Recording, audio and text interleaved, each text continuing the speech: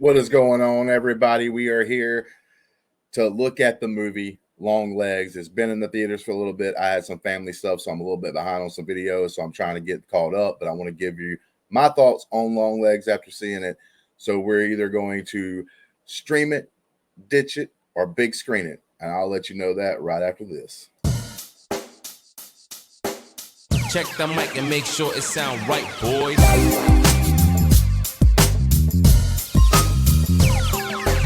It sound right, boys.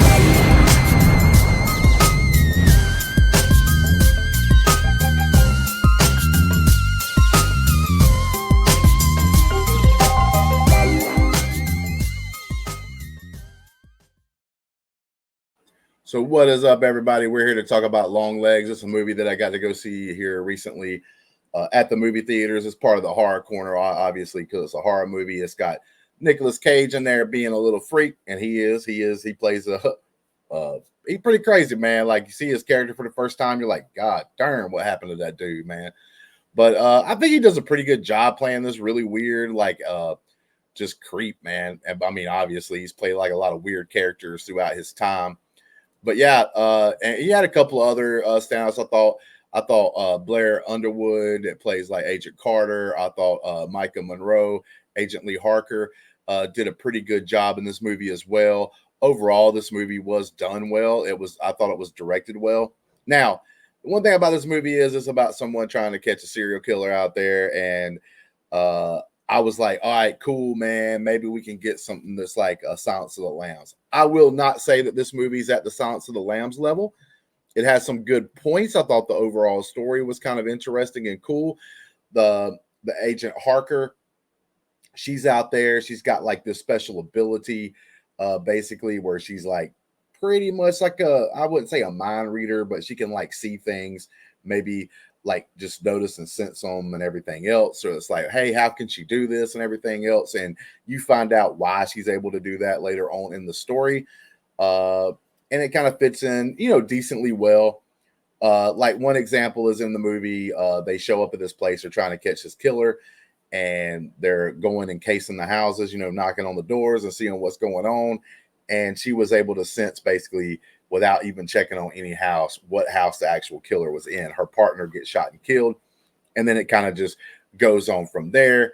And she's picked to be on a team to try to find this serial killer that's been out there for years. It's been leaving them puzzles. And like I said, I thought it was done very well, but I'm going to go ahead, be straight up 100% honest with you. I'm going to go, for most of you, it's going to be a stream it category. I do not mind that I went to the movie theaters and saw this. I enjoyed it, but I like some weird things.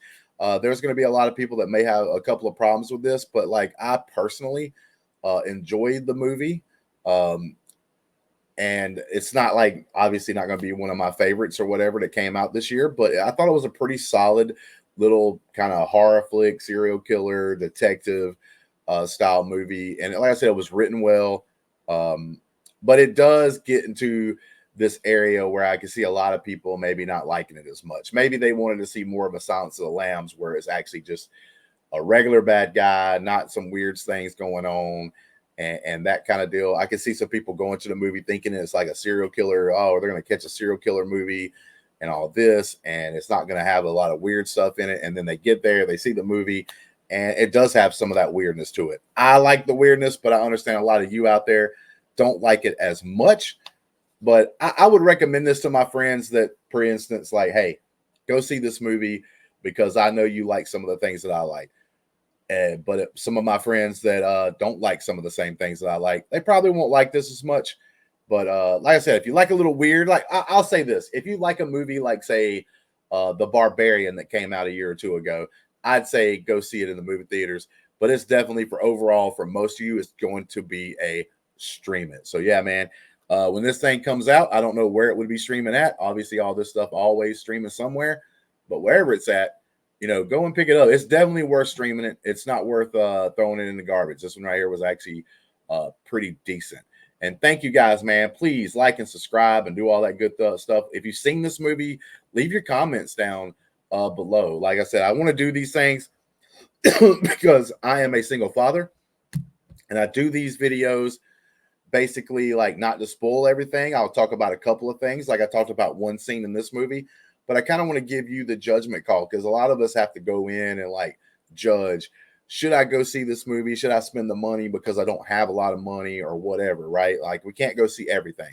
So the things that I'm able to go see, I like to put out something there for you and kind of give you a judgment call. Should you go and spend the big bucks to go to the movie theater, or should you sit at home and stream it, or hell, maybe you shouldn't even watch it at all. This is definitely a watch. I do recommend it and everything else, but definitely it's a streamer unless you like the weird stuff like I do, or you're just a huge Nicolas Cage fan, because he plays something a little different here. But until next time, guys, peace. Check the mic and make sure it sound right, boys.